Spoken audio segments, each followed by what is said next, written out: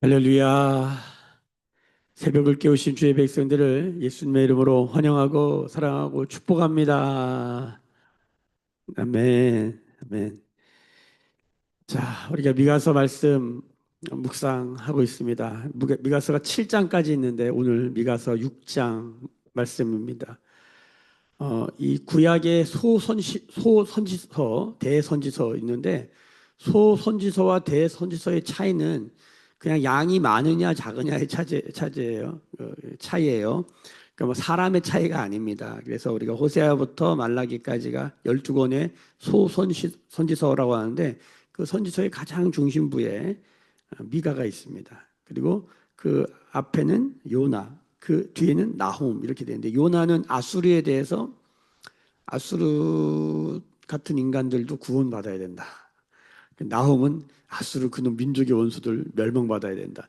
그러니까 구원과 이방인의 구원과 멸망 사이에 미가는 뭘 말하고 있느냐? 하나님의 백성들이 지금 아수르가 북이스라엘을 쳐서 멸망시키고 남유다에게 위협을 가하고 있는데 그 남유다의 선지자였던 미가가 지금 외부로부터의 침입, 이방인의 침입이 위험한 게 아니라 지금 우리 내부에 문제가 있다는 거예요. 지금 이스라엘 내부에 하나님 나라, 제사장 나라라고 하는 이스라엘이 하나님 나라 백성답게 살지 못하고 있는 그 결론이 뭐냐? 하나님과 동행하고 있지 않은 모습. 하나님의 백성이라는데 하나님의 백성답게 못 사는 모습을 신랄하게 독설처럼 막 강하게 얘기하고 있어요. 그래서 지금 밖으로부터 무너지는 게 문제가 아니라 지금 안에가 무너져 있다. 그러니까 다시 안이 회복돼야 되는 거예요. 내면이 회복돼야 되는 거예요. 속이 회복돼야 되는 거예요. 그래서 그 미가서의 가장 중심이 어떤 말씀이냐? 오늘 우리가 읽었던 8절 말씀 다시 보겠습니다. 사람아 주께서 선한 것이 무엇임을 내게 보이셨나니 여호와께서 내게 구하시는 것은 오직 정의를 행하며 인자를 사랑하며 겸손하게 내 하나님과 함께 행하는 것이 아니냐 이 얘기를 하고 있는 거예요. 그래서 이 정의를 행하는 것, 그다음에 인자를 사랑하는 것, 겸손하게 내 하나님과 함께 행하는 것, 요 세 가지라고 말씀드릴 수 있는데 정의, 인자, 겸손 이것으로 하나님과 동행하는 삶. 어, 방향, 속도, 목적지 이렇게 말씀드렸는데 하나님과 동행하는 삶, 그러니까 하나님과 동행하는 삶은 무엇이며 하나님과 동행하지 않는 삶은 무엇인가 이런 거를 지금 얘기하고 있는 거예요. 오늘 내용에는 하나님과 동행하지 않은 삶에 대한 게 9절부터 16절까지 내용이 다 뭐냐면 하나님과 동행하지 않고 있는 이스라엘의 모습인 거예요. 그럼 하나님과 동행하는 모습은 뭘까요?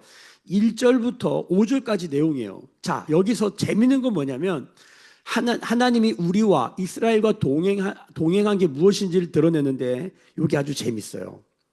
자, 내가 너희와 동행했는지 안 했는지 하나님이 들어보라는 거예요. 자, 1절 보세요. 너희는 여호와의 말씀을 들을지어다. 계속 지금 미가서에서 1장에서 3장에서 6장에서 여호와의 말씀을 들어라. 듣지 않고 있으니까 들으라는 거예요. 들어보라는 거예요. 좀 들어봐. 너무 안 듣는 거예요. 자기들이 하고 싶은 말만 하고 자기들의 이야기로만 가득 차는 거예요.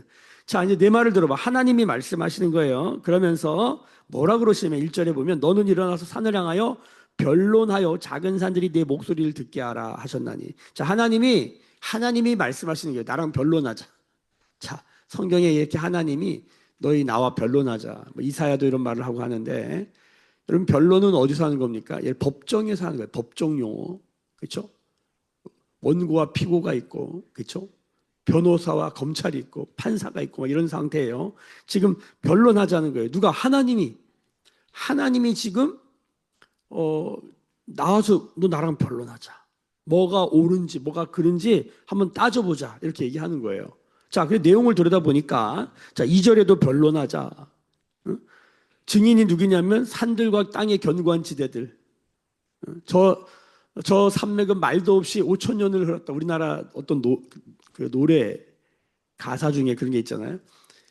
그러니까 지금 하나님이 증인을 누구로 불렀냐면 역사에 묵묵히 그 자리를 지키고 있는 산들을 향해 너희들이 증인해라.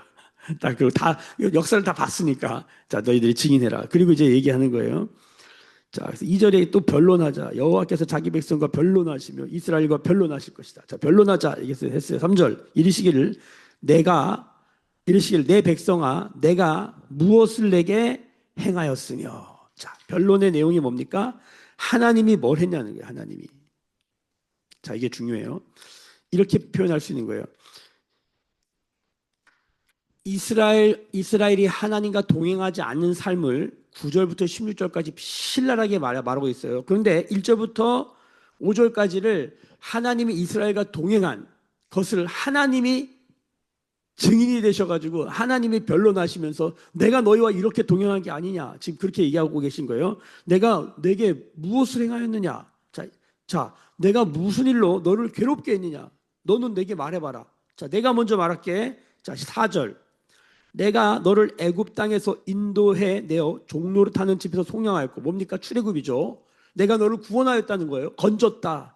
내가 너를 건졌다. 구원했다. 1번 구원. 2번 모세와 아론과 미리암을 내 앞에 보냈다. 선지자 하나님의 사람들 계속 보냈다. 역사 내내 보냈다. 왜? 너희를 도우라고, 너에게 내 말을 대언하라고, 내 마음이 어떤지 알려주라고 계속 하나님의 사람들을 보냈다.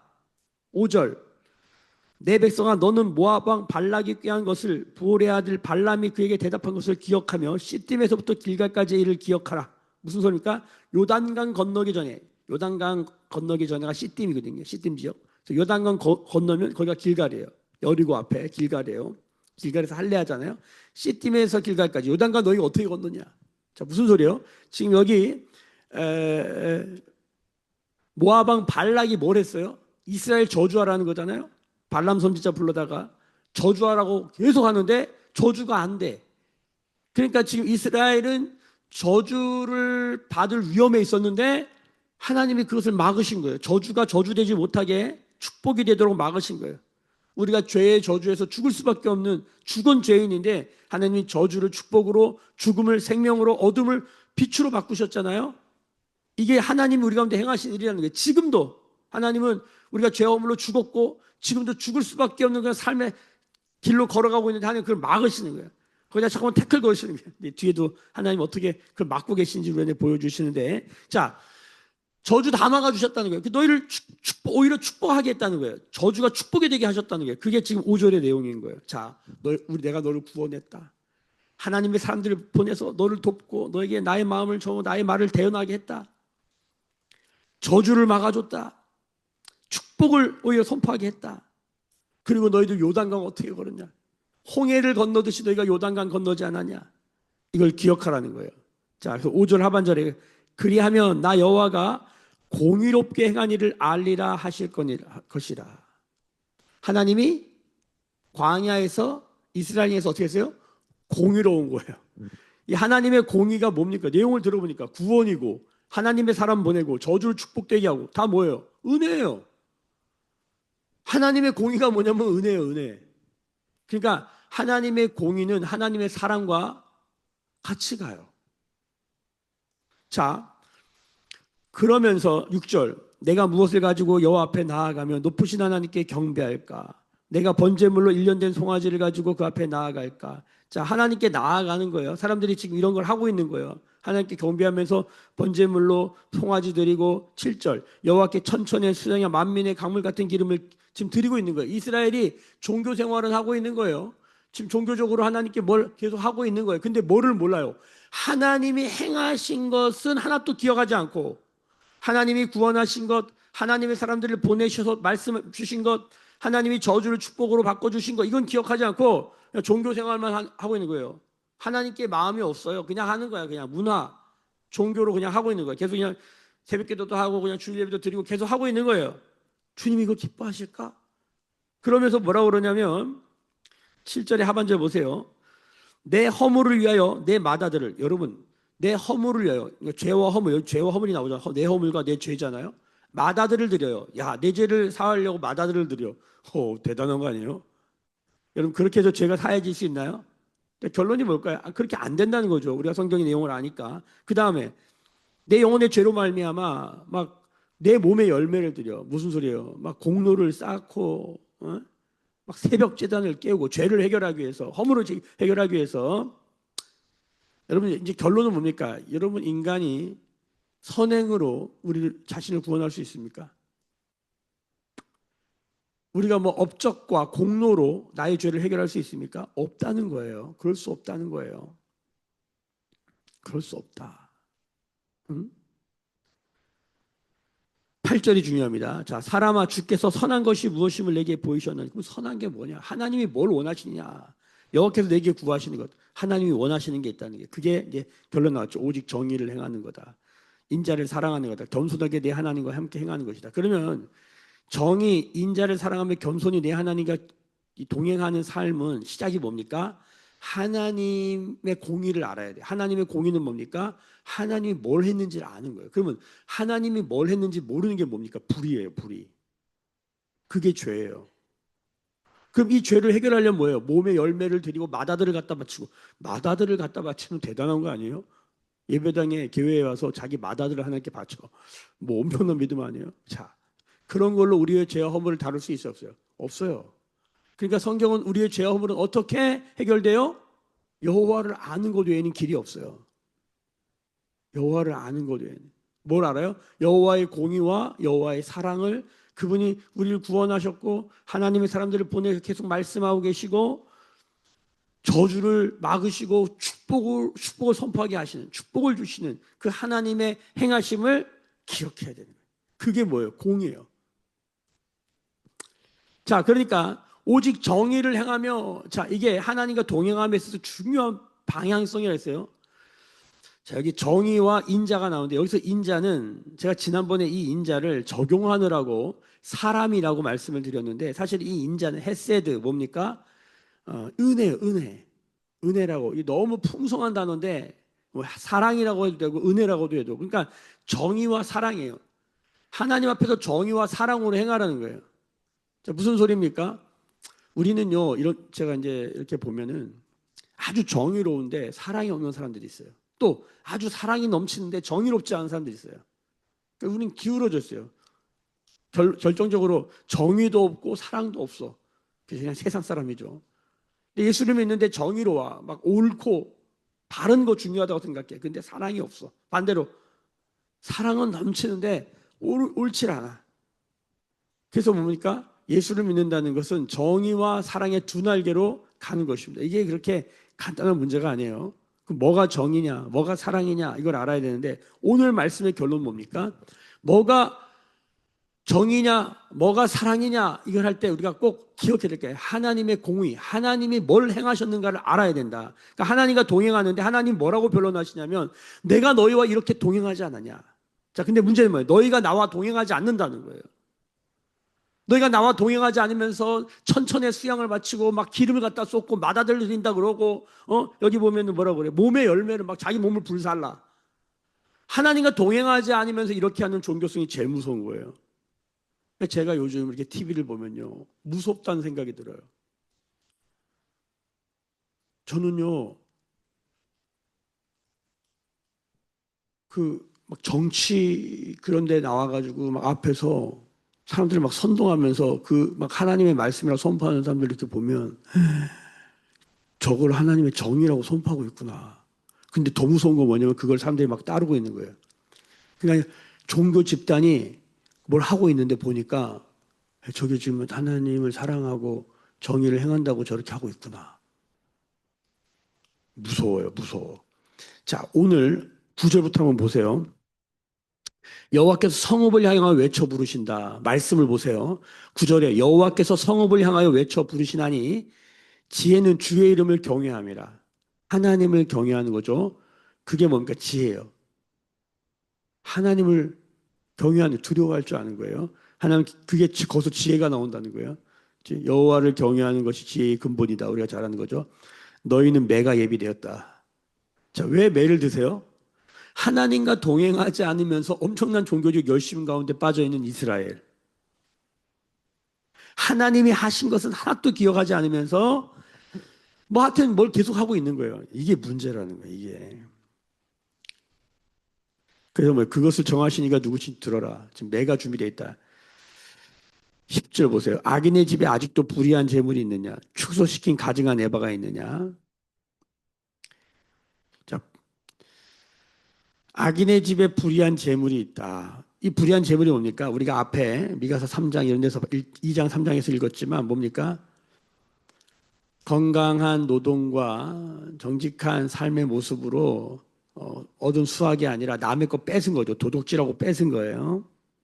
불의한 재물이 있고 이런 것들은 하나도 해결하지 않으면서 엄청난 종교적 열심으로 있는 이스라엘.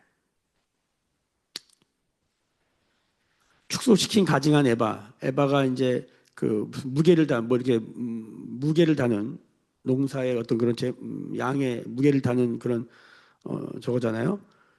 가증한 에바, 거짓된 거죠. 그래서 11절 내가 만일 부정한 저울을 쓰거나 주머니에 거짓초를 두었으면 깨끗하겠느냐? 그 부자들은 강포가 가득하고 강포가 뭐예요? 부자들이 뭐예요? 그렇게 많이 가지고 있는데 다른 사람 거 더 뺏고 있는 참 자본주의의 그런 모습들이 너무 많이 가죠. 그 주민들은 거짓말을 하니 그 혀가 입에서 거짓되죠. 결론이 뭐의 문제냐면 거짓이에요. 거짓. 그러니까 죄라는 말의 정의가 뭡니까? 거짓이에요. 거짓말이 있고 거짓되게 행하는 거예요. 자, 그래서 13절 그러므로 나도 너를 쳐서 병들게 하였으며 내 죄로 말미암아 너를 황폐하게 하겠나니. 자, 하나님이 병들게 하고 황폐케 하는 이유가 뭡니까? 우리의 죄를 다루시는 거예요. 이스라엘의 죄를 다루고 계신 거예요. 그러니까 여러분 우리가 어떤 하나님께 맞아서 고통당하는 건 뭡니까? 축복입니다. 하나님이 찌르고 말씀으로 찌르고 하나님의 공의로 우리를 건드시는 건요. 하나님 우리를 사랑하시는 거예요. 아직 기회를 주시는 거예요. 그때가 뭡니까? 회개의 때예요. 자, 그러면 여기 너를 쳐서 병들었고 죄로 말미암아 황폐하게 된 게 뭐냐? 14절 보세요. 내가 먹어도 배부르지 못하고 항상 속이 빌 것이며 내가 감춰도 보존되지 못하겠고 보존된 것은 내가 칼에 붙일 것이며 이게 뭔 소리입니까? 여러분 사람이 이런 거예요. 욕심과 정욕과 탐욕이라는 게 뭡니까? 가져도 계속 그것을 갖기로 해요. 이 중독적인 거죠. 계속 그걸 원하는. 이 욕심이 잉태하여 죄를 낳고 이 욕심이 어디서 시작되냐? 결핍감. 빵꾸가 난 마음, 공허한 마음이죠. 아무리 뭘 넣어도 채워지지가 않는 거예요. 아무리 돈을 벌어도 채워지지 않고, 아무리 먹어도 만족과 감사가 없고, 아무리 뭐 예를 들어서 뭐큰 집에 살아도 안 되는 거예요. 내가 먹어도 배부르지가 않는 거예요. 만족감이 없는 거예요. 이게 병든 거거든요. 근데 이게 왜 이런 일이 벌어졌냐? 인간은 밥을 많이 먹는다고 소유를 많이 갖는다고 넓은 집에 산다고 만족감을 누리는 존재가 아니라 모든 인간이 하나님의 영광을 떠나 있기 때문에 그 영광의 결핍이 죄의 상태 아닙니까? 그러니까 영광이 다시 회복되는 게 뭡니까? 의로운 상태인 거예요. 모든 사람이 죄를 범하였음에 하나님의 영광에 이르지 못한다. 그러니까 하나님 우리 가운데 뭘 하시려고 하는 거냐면 우리를 영광스럽게 영광으로 가르치기를 원하는 거예요. 우리가 무슨 고행을 해가지고 죄를 씻는다? 그런 게 아닌 거예요. 그냥 하나님의 영광으로 채워져야 돼요. 하나님의 영광이 뭐냐? 골로새서를 읽어보면 하나님의 형상, 하나님의 영광, 예수 그리스도 이렇게 결론이 나와요. 그러니까 우리 안에 예수 그리스도로 충만한 상태. 다른 길이 없어요. 우리가 죄사함 받고 의롭게 되어지는 다른 길이 없어요. 영광스러워져야 돼요. 어떻게? 예수님으로. 그래서 구원이란 뭡니까? 하나님이 이렇게 들어 올리시는 거예요. 재림이 뭐라고요? 주님이 들어 올리시는 거라고요. 성탄이 뭐라고? 우리 안에서 예수가 태어나는 거예요. 말씀이 육신이 되는 거예요. 하나님의 말이 말로만 존재하지 않고 우리 안에 삶이 되어진 역사가 우리 안에 일어나는 거예요. 말씀이 내 육신이 되기를 원하는 이 성탄이 우리 안에 일어나는 거예요. 미가가 말한 성탄이 뭐라고요? 베들레헴에서부터 하나님께로 메시아가 일어난다는 거예요. 베들레헴이 작고 시시하고 미미하고 연약하고 아무도 알아주지 않는 그 바닥 상태에서 거기서 메시아가 일어난다는 거예요. 그래서 하나님이 이스라엘을 베들레헴처럼 낮추시는 거예요. 뭘로? 아수르로 누르고 우리의 죄와 우리의 황폐함과 우리의 허물이 다 드러나게 하시고 완전히 이런 상태가 이런 상태를 만들어 놓으신다는 거예요. 왜? 그제서야 우리는 메시아만이 나를 구원할 수 있다는 걸 깨닫기 때문에. 하나님, 주를 위해 살려고 이렇게 몸부림을 치는데 왜 이렇게 힘듭니까? 왜 이렇게 점점 좀 낮아집니까? 제가 이 목회에 일어나는 모든 일을 다 드러내면 야 이게 어떨까라는 생각을 해봐요. 근데 결론이 뭐냐면 주님이 낮추고. 뭐 아주 비단 아주 그냥 간단한 예로 이렇게 사람이니까 사람들이 함께 모여서 예배하고 함께 이렇게 모이면 좋잖아요. 이렇게 안 될까? 자, 뭐 이유는 많겠죠. 근데 그럴 때마다 마음이 또 삶의 모습이 이렇게 낮아지고 위축되고 그러니까 자꾸만 우리가 이거 되겠나 안 되겠다 이렇게 부정적인 생각이 들고 소망이 끊어지고 이런 마음이 들 때 하나님이 미가서 말씀을 딱 주시는 거예요. 가장 낮은 곳에서 베들레헴 너 에브라다야 너 가장 작은 마을아 그 빵의 마을 그 빵집 그 마구간 집도 아니야 마구간의 말밥통에서 거기서 그리스도가 일어난다. 나의 그 초라하고 우리 공동체의 그 초라한 그 지점에서 메시아가 일어난다. 여러분 주님이 일어나야지 우리가 사는 거지. 주님을 밟고 내가 일어나는 게 아니에요. 주님이 일어나셔야 우리도 사는 거예요. 그게 구원이잖아요. 주님이 일어나서 우리를 들어 올리시니까. 주를 위해 어쨌든 살아보려고 하는데 그런 일이 일어난다든가 혹은 착각하고 주를 위해 살고 있지도 않으면서 주를 위해 산다고 착각하면서 혹시나 그렇게 몸부림치고 있는 모습들 있지 않을까. 근데 중요한 건 뭐예요? 주님이 우리를 쳤다. 우리를 다루신다. 여러분 거긴 다 뭐예요? 하나님 이스라엘이 여전히 아수르를 붙여서 해산하기까지 아수르를 계속 붙여놓으신다 그랬거든요. 그 얼마나 힘들겠어요. 여인이 해산의 고통을 느끼는 것처럼 그게 힘들단 말이에요. 근데 결국 여인은 생명을 낳겠죠. 여러분 오늘 주님이 이스라엘 다루시는 방식이 여러분 하나님과 동행을 회복하기 위한 다시 우리를 살리기 위한 하나님의 공의의 손이라는 것을 볼 수 있어야 합니다. 먹어도 배부르지 않아요.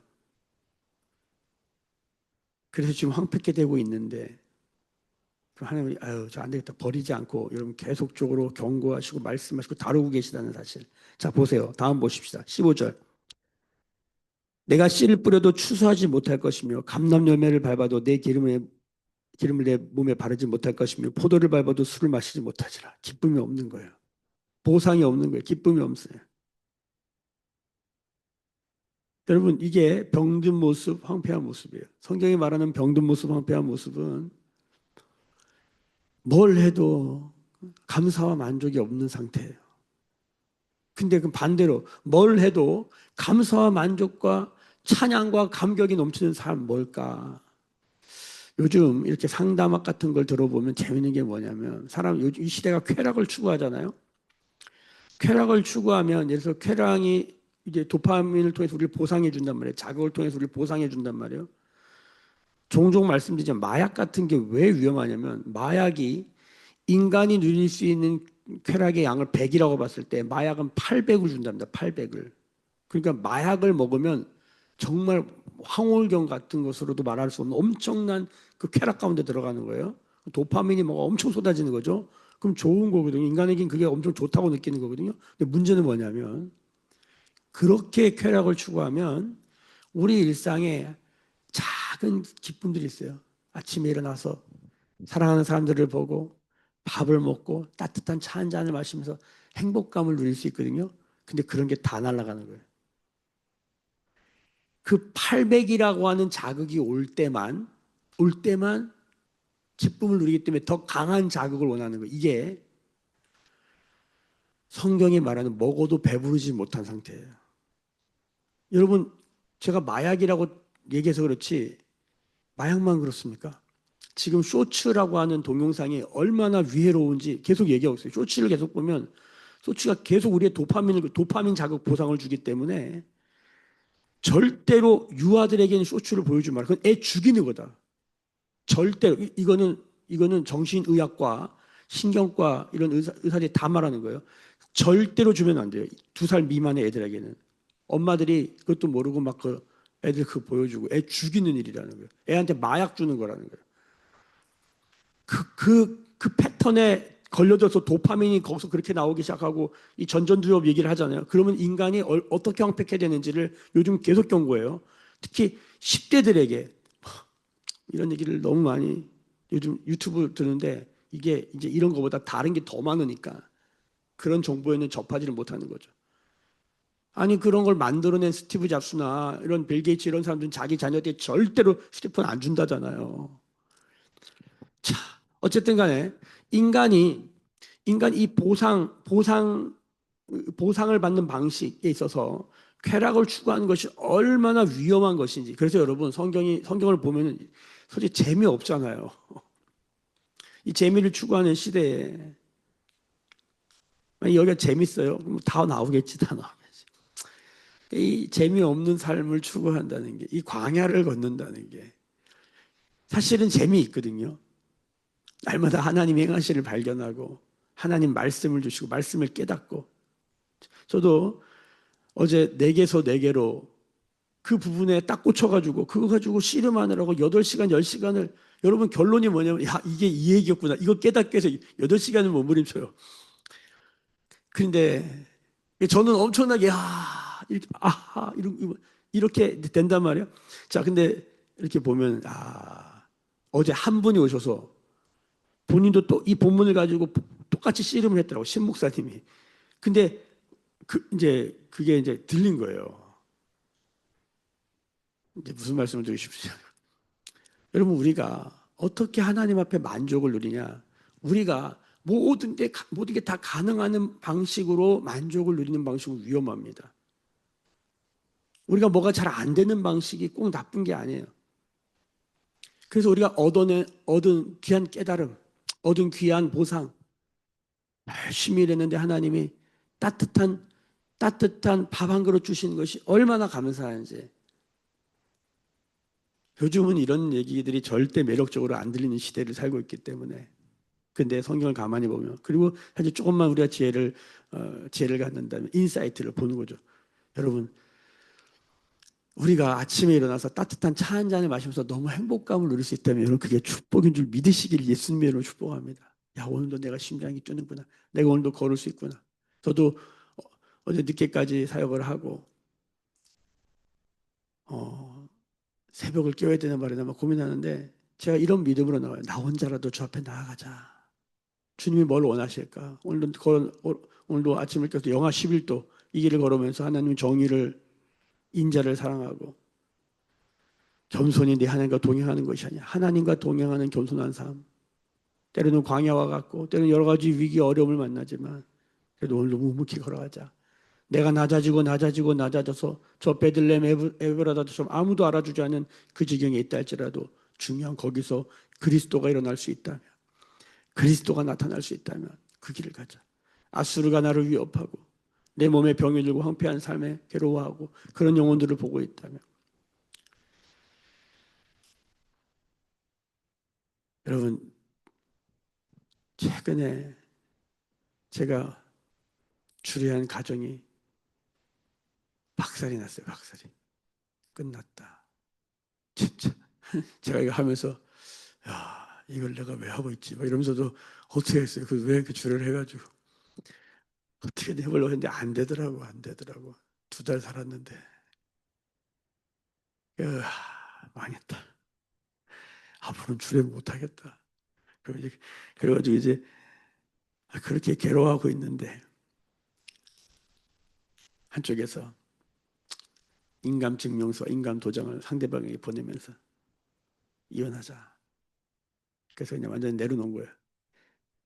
근데 결론적으로 역전이라 했어요.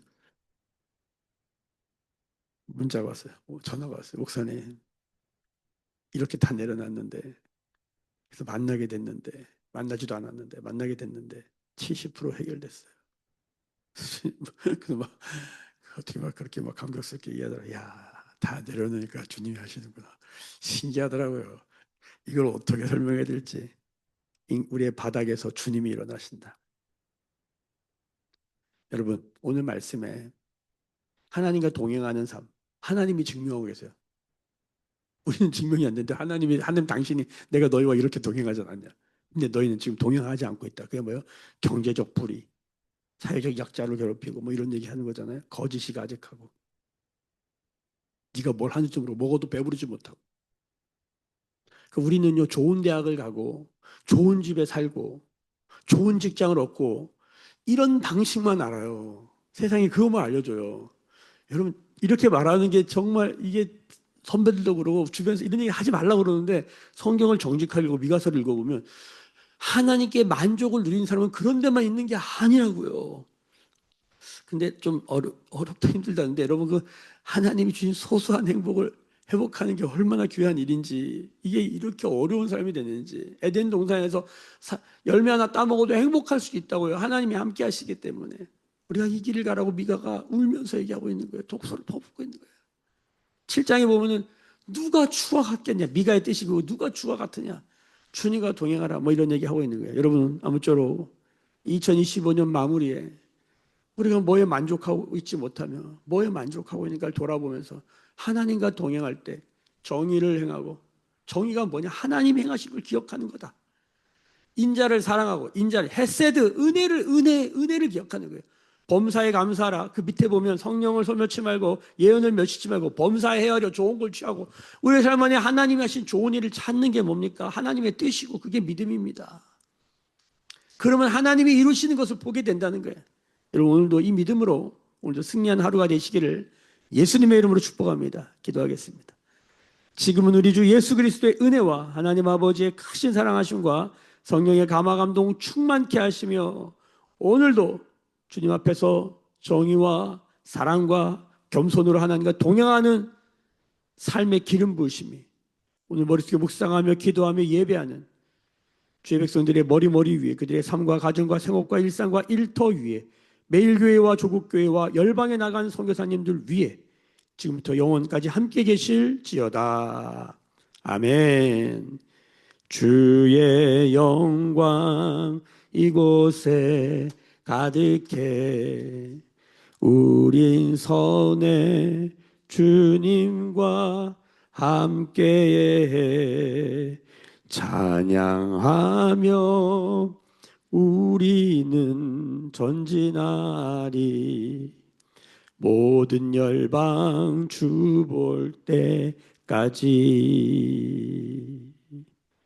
우리 주신 말씀 붙들고 교회와 가정과 우리 개인의 삶 안에 하나님과 동행하는 삶이 회복되도록 함께 부르짖어 기도하십시다. 함께 기도하시겠습니다. 주여